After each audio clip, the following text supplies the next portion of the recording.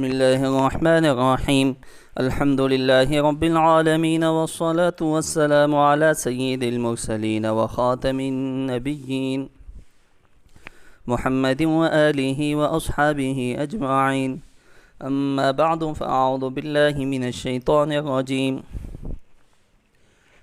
ألا بذكر الله تطمئن القلوب. صدق الله العظيم. معزز سامعین، آج ہر انسان چاہے مرد ہو عورت ہو، جس طبقے سے تعلق رکھتا ہو اور جس عمر کو پہنچ چکا ہو، دلی سکون اس کے پاس نہیں ہے. بے چینی، بے قراری اور کاموں میں یکسوئی اس کے پاس نہیں ہے، جس کی وجہ سے انسان پریشان رہتا ہے. اللہ رب ذوالجلال نے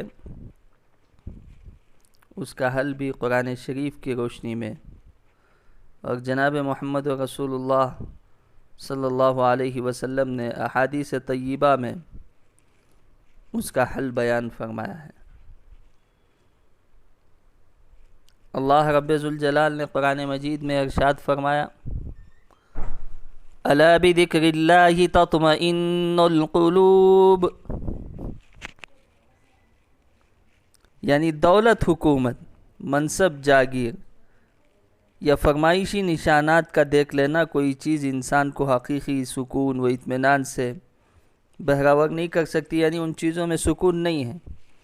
صرف یاد الہی سے جو تعلق مع اللہ حاصل ہوتا ہے وہی ہے جو دلوں کے اضطراب و وحشت کو دور کرتا ہے. تو اس وجہ سے جہاں مردوں کو ذکر کی پابندی کرنی چاہیے، وہیں پر عورتوں کو بھی اپنے اپنے مقام پر رہ کر نمازوں کے اہتمام کے ساتھ صبح اور شام کی تسبیحات کا اہتمام کرنا چاہیے. کم از کم 100 مرتبہ استغفار پڑھے، 100 مرتبہ تیسرا کلمہ پڑھے اور 100 مرتبہ درود شریف پڑھے. اس کی عجیب و غریب برکت ہے، لیکن اکثر لوگ اس کا اہتمام نہیں کرتے یا دوسرے کاموں کے ساتھ اس کو شامل کر لیتے ہیں، یا یہ کہ اس پر پابندی نہیں کرتے، جس کی وجہ سے جلد اور مؤثر فوائد ان کے سامنے نظر نہیں آتے. اللہ کے نبی صلی اللہ علیہ وسلم نے حضرت ابو ذر رضی اللہ تعالیٰ عنہ کو نصیحت کرتے ہوئے فرمایا، علیک بتلاوت القرآن و ذکر اللہ عز وجل. آپ نے فرمایا کہ اللہ کا ذکر کیا کرو، اس کو کثرت سے یاد کیا کرو، اپنی زبانوں کو اس کے ذکر سے تر و تازہ رکھا کرو. یہی وہ عبادت ہے جس کو ادا کرنے کے لیے کسی شرط اور قید کو ذکر نہیں کیا گیا. آپ دیکھیں گے معزز سامعین، نماز کے لیے، روزے کے لیے، حج کے لیے، زکوٰۃ کے لیے، دوسری عبادتوں کے لیے شریعت اسلامیہ نے مختلف شرائط اور قیود بیان کی ہیں. کہیں طہارت کی شرط ہے، کہیں وقت کی شرط ہے، کہیں قبلہ رو ہونا ہے، تو کہیں سال گزرنا ہے، نصاب کا مالک ہونا ہے.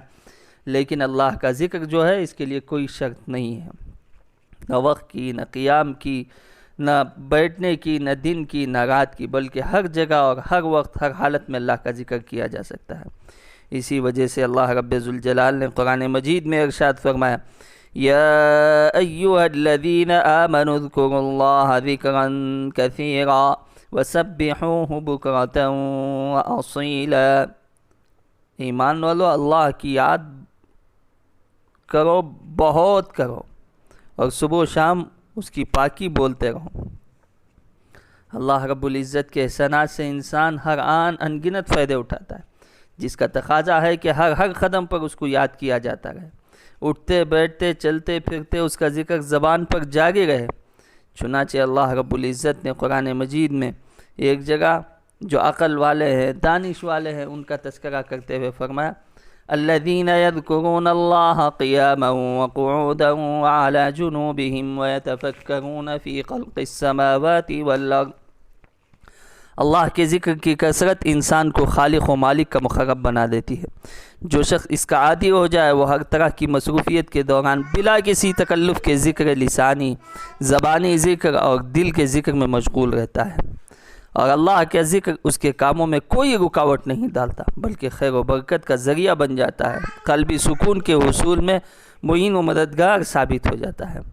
اسی وجہ سے اللہ نے فرمایا الا بذکر اللہ تطمئن القلوب، کہ اللہ کی یاد سے دل مطمئن ہو جاتے ہیں۔ خصوصاً تنہائیوں میں اللہ کو یاد کر کے رونے اور تڑپنے والوں کو اللہ کے ہاں بڑی قدر کی نگاہ سے دیکھا جاتا ہے، اور ان بندوں کو اللہ کی رحمت کا مستحق وہ بن جاتے ہیں۔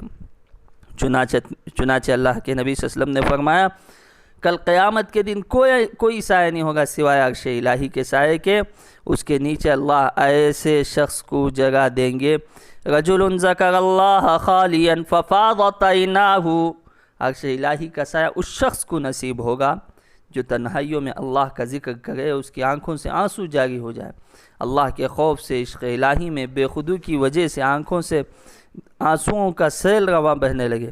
قرآن کریم کی تلاوت، اللہ کے ذکر پر پابندی، انسان کو کیا ملے گا؟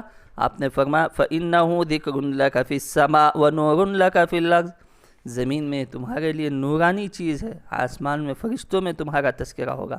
اللہ رب ذوالجلال سے دعا ہے کہ اللہ تبارک و تعالی ہم تمام کو معمولات کی پابندی، صبح و شام کی دعائیں، ہر وقت کی دعائیں کرتے رہنے کی توفیق نصیب فرمائے۔ آمین۔ وآخر دعوانا ان الحمد للہ رب العالمین۔